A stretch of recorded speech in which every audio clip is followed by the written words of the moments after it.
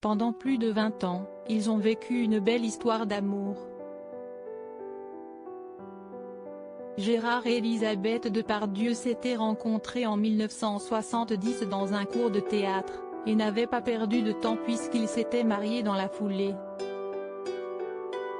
Ensemble, ils ont eu 2 enfants, devenus également comédiens, Guillaume, décédé en 2008, et Julie.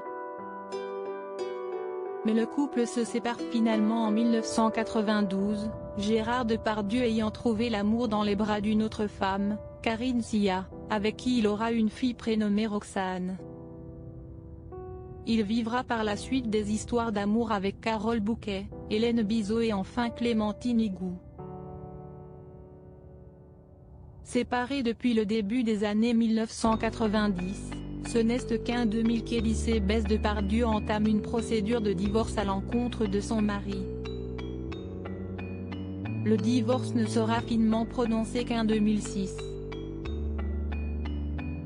Moi quand je me suis mariée, ça faisait partie d'une espèce d'équilibre, en même temps que la parole que je retrouvais et le théâtre que j'abordais, avait confié l'acteur au sujet de son mariage dans le magazine Elle en octobre 2020. Malgré la séparation, les ex-conjoints continuent d'entretenir de bons rapports. Elisabeth Depardieu défend son ex-mari après son exil fiscal. En effet, Elisabeth Depardieu n'hésite jamais à monter au créneau quand son ancien mari se retrouve sous le feu des critiques. En 2012 par exemple, Gérard Depardieu achète une propriété à Néchin en Belgique. Nombreux sont ceux qui lui reprochent alors son exil fiscal.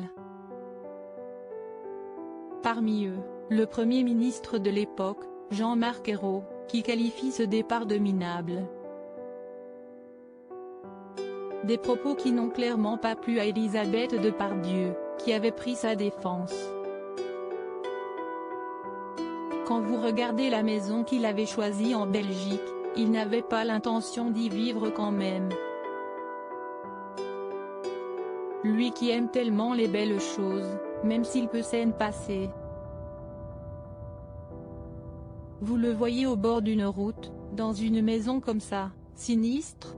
Avait-elle indiqué au micro de RTL en janvier 2013. La comédienne s'était également exprimée au sujet des proches relations de Gérard Depardieu avec la Russie lorsque celui-ci avait été invité par Vladimir Poutine à devenir citoyen russe.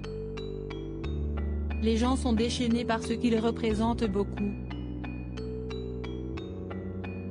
Justement, il représente la France.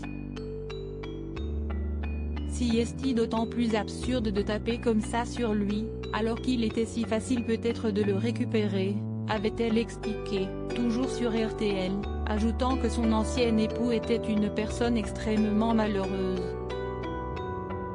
Lodi Widget.